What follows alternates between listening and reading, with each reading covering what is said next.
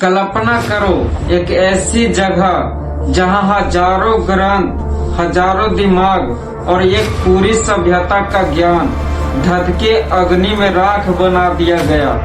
सोचो अगर वो ज्ञान आज जिंदा होता तो शायद दुनिया का नक्शा कुछ और होता। आज हम बात करेंगे उस जख्म की जिसे इतिहास सिर्फ घटना नहीं बल्कि सभ्यता की हत्या कहता है।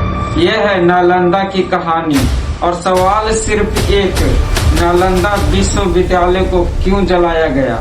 नालंदा मतलब ज्ञान का साम्राज्य, नालंदा मतलब सभ्यता का गौरव, नालंदा मतलब भारत का मानसिक।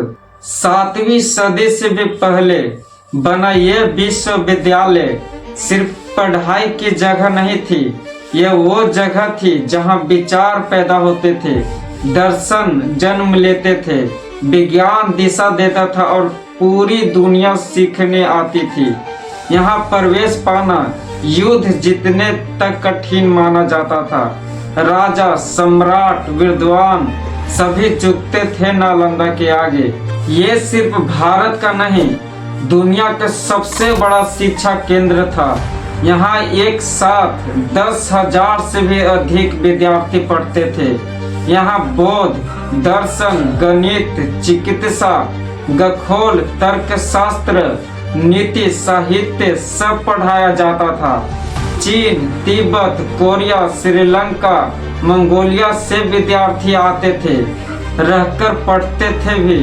लाइब्रेरी 3 मंजिला महान ग्रंथालय जिसका नाम था धर्मगुंज यानी ज्ञान का खजाना। नायक थे यहाँ के भिक्षु, आचार्य, विद्यार्थी और वो राजा जिन्होंने इसे बनाया और बचाया। ये वो लोग थे जो तलवार नहीं विचार चलाते थे, ये वो लोग थे जो सत्ता नहीं सत्य के पूजा करते थे। 12वीं सदी उत्तरी भारत पर आक्रमणों का दौर यहाँ आता है। एक नाम बख्तियार खिलजी, उसकी तलवार के लिए ज्ञान शत्रु था, उससे सभ्यता नहीं सत्ता चाहिए थी। कहा जाता है उसने नालंदा को सिर्फ इसलिए जलाया क्योंकि उसे डर था कि विचार अगर जिंदा रहे तो उसका आतंक कभी राज नहीं करेगा।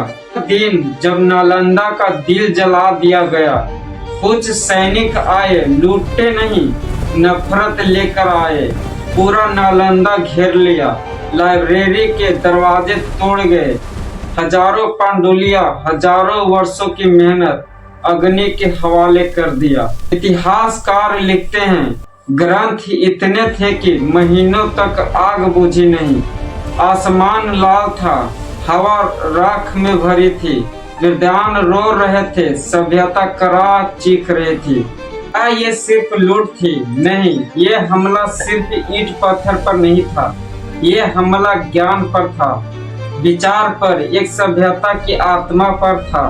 क्योंकि जब किताबें जलती है तब दिमाग गुलाम बनाए जाते हैं। भारत ने बहुत कुछ खो दिया, पीढ़ियां ज्ञान से कट गई, विश्वविद्यालय संस्कृति टूट गई और एक सोने जैसा चमकता युग राख बन गया। लेकिन कहानी खत्म नहीं होती।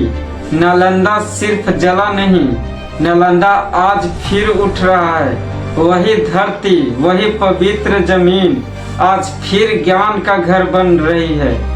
हमारे लिए यह सिर्फ इतिहास नहीं, यह चेतावनी है। अगर हम ज्ञान को नहीं बचाएंगे, अगर हम इतिहास नहीं समझेंगे तो हम फिर वही गलतियां दोहराएंगे। इसलिए पढ़ो, सोचो, सवाल पूछो और उस आग को फिर कभी जिंदा मत होने देना। दोस्तों, नालंदा सिर्फ एक जगह नहीं, ये हमारी पहचान है। अगर ये कहानी थोड़ा भी अच्छा लगा हो तो इसे सिर्फ देखो नहीं, फैलाओ, कमेंट में लिखो नालंदा हमारा गौरव है और बताओ क्या तुम्हारे हिसाब से नालंदा की राख से एक नई दुनिया उठनी चाहिए।